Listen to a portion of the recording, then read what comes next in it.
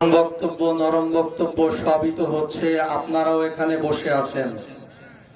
আমি নগরকান্দার আপনাদের সকলের পক্ষ থেকে একটা আবেদন যে আজকের এই সাগর মণ্ডল সহ এই দেশে যে কয়টা কুলাঙ্গার জন্ম নিছে, ভবিষ্যতে নিবে, শাহজালালের দেশে, হাজী শরীয়তুল্লাহর দেশে, শামসুল হক ফরিদপুরীর দেশে, মুফতি আমিনীর দেশে, শাইখুল হাদিসের দেশে, বাহিরদের হুজুরের দেশে, মুফতি আব্দুল গফফার সাহেবের দেশে, দাওয়াত ও তাবলীগের দেশে, পীর সাহেব চরমনায়ের দেশে, 90% মুসলমানের দেশে এত কোনো আন্দোলনের দরকার নাই।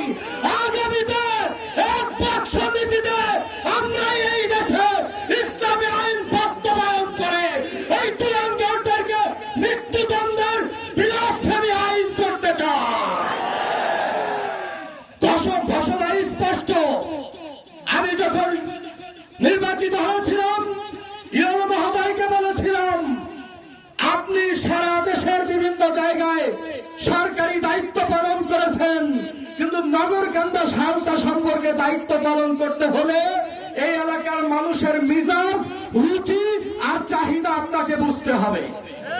আজকে আমি বলি, আমার নগরকান্দায় নতুন নারী মহোদয় এসেছে, নতুন ওসি মহোদয় এসেছে, এখানে আমার সাংবাদিক বন্ধুগণ আছেন, আমি তারা নতুন বিধায়ী, আমি তাদেরকে বলতে চাই, আজকের এই আন্দোলন শুধু আন্দোলন নয়, এটা কেবলমাত্র প্রাথমিক একটা মেসেজ।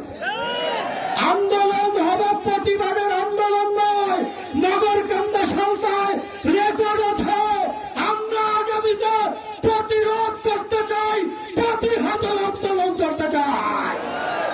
সুতরাং প্রতিবাদ আর কি করব, প্রতিরোধের জন্য যদি আগামীতে ডাক আসে, সাকরাইল বিয়ালের মুসলমান, নগরকান্দার তৌহিদি জনতা কাফনের কাপড় পরে ময়দানে আসতে তোমরা কারা কারা প্রস্তুত আছো, হাত তুলে দেখা।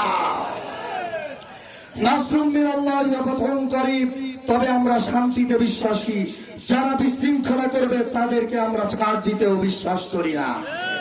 সকলকে অনুরোধ করব, এই এলাকার শান্তি যেমন আমরা রক্ষা করেছি, এখানে ডিএসবিএনএস এর বন্ধুদেরকে আমি দেখলাম, তাদেরকে বলবো মেসেজটি দ্রুত ডিসি অফিসে পৌঁছান এবং রাষ্ট্রের ঊর্ধ্বতন কর্তৃপক্ষ পর্যন্ত পৌঁছান।